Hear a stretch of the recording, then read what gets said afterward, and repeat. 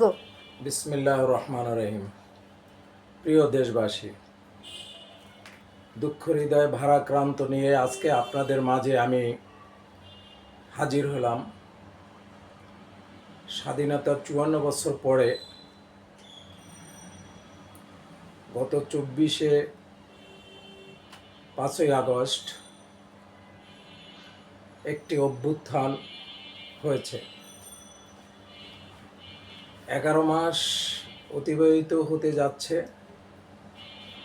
কিন্তু আমরা কি দেখলাম এই ২-৪ দিন ধরে? এনজিও সরকার বর্তমানে ক্ষমতায়, তার মিষ্টি হাসি মাকাল ফল মানুষকে কনজম করে। দেশ কোথায় যাচ্ছে জানি না, আপনারা ভালো করে জানেন। ২০ কোটি লোক, আপনারা জানেন আমাদের নেতা ২০ কোটি মানুষের নেতা। 111-এর পরে ষড়যন্ত্রকারীরা তাকে মেরে ফেলতে চেয়েছিল। আল্লাহর মহিমায় তিনি বেঁচে যান, চিকিৎসাধীন দূর দেশে লন্ডনে আছেন। সেখান থেকে দলের হাল ধরেছেন, তৃণমূল থেকে নেতাকর্মী তৈরি করেছেন। কিন্তু দুঃখের বিষয় যে যাদের সন্তানরা লেখাপড়া করে, ছোট্ট ছোট্ট শিশুরা, এই সরকার এসে তাদেরকে রাস্তায় নেমেছে। তাদের লেখাপড়া জীবন ধ্বংস হয়ে গেছে।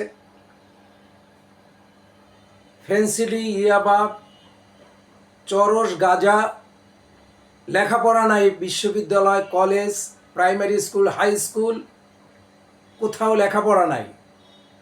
একটা কিছু হলে রাস্তায় বেরিয়ে পড়ে। আপনারা জানেন ১৯৪৭ সালে দেশ বিভক্ত হয়। দুটি রাষ্ট্র, একটা ভারত আর একটা পূর্ব পাকিস্তান, পশ্চিম পাকিস্তান।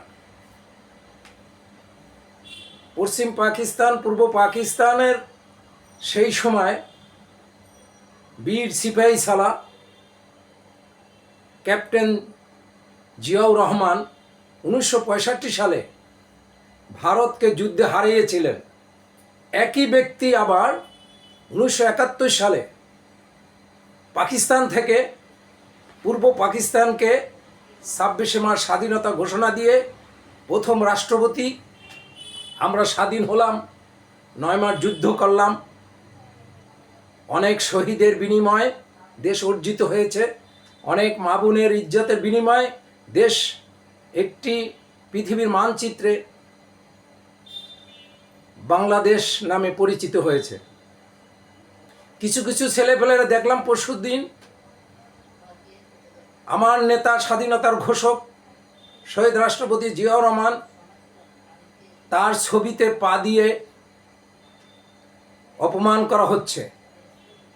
শুধু তাই নয়, আগামী দিনের রাষ্ট্রনায়ক, আগামী দিনে জাতির ভবিষ্যৎ, বাংলাদেশি জাতীয়তাবাদের নেতা, এদেশে যিনি দূর দেশে থেকেও মেহনতি মানুষের আশা ভরসা, অন্ন, বস্ত্র, বাসস্থান, শিক্ষা, সমস্ত কিছু যিনি চিন্তা করেন, তাকে নিয়ে যে সমস্ত অরুচিপূর্ণ কথাবার্তা মিছিল করেছেন, একটি সংগঠন, নিষিদ্ধ সংগঠন, জিয়াউর রহমান এসে তিনি বড় মন ছিল, তাই সকলকে নিয়ে চিন্তা করলেন দেশকে এগিয়ে নেওয়ার জন্য সবাইকে দরকার।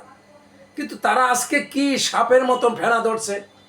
তাদের জন্ম ১৯৪১ সালে, ইহুদিবাদ এর সন্তান মওদুদি। এটা বাংলাদেশে একটি সংগঠন আছে, এটা শাখা, পাকিস্তানে আছে, কাশ্মীরে আছে, ভারতে আছে, শ্রীলঙ্কায় আছে, আফগানিস্তানে আছে, ইরানে আছে। কিন্তু এরা রক কাটে, পাও কাটে, গুলি করে, যুবক নেতাদেরকে দেখা গেল যে মেরে তার রক কেটে দিচ্ছে। আমি প্রমাণ, ১৯৮৮ সালে ঢাকা আলিয়াতে সংসদ নির্বাচনে আমি ভিপি দাঁড়াইছিলাম, চিটাগাং থেকে এনে রাত ৩টার সময় আমাকে গুলি করে আমাকে রান্দা দিয়া কোপ দেয়, গুলি করে, বোম মারে, ডাইন পায়ে বোমের আঘাত, ডাইন হাতে কোপের আঘাত, আমার পেটে গুলিবিদ্ধ। সংগঠন হবে সাংগঠনিক মাধ্যমে হিংসা প্রবণতা নিয়ে এই দেশ স্বাধীন করলাম, এই দেশ মানুষের মুখে হাসি ফুটালাম, কিন্তু আজকে সবার মুখে হাসি নাই, কি জানি একটা হচ্ছে। তাই আসুন আমি বলবো 80 দশক, 90 দশক, 2020 সালে সাবেক ছাত্রনেতাদেরকে সারা বাংলাদেশ, টেকনাফ থেকে তেঁতুলিয়া, রূপসা থেকে পাতুরিয়া ঐক্যবদ্ধ হয়ে বিএনপির পাশে দাঁড়ান। দেশকে রক্ষা করতে হবে, স্বাধীন সার্বভৌম রক্ষা করতে হবে, জাতি রুখে দাঁড়ান। এ সমস্ত ব্যক্তিবর্গদের থেকে দেশকে মুক্ত করি। আল্লাহ হাফেজ। বাংলাদেশ জিন্দাবাদ।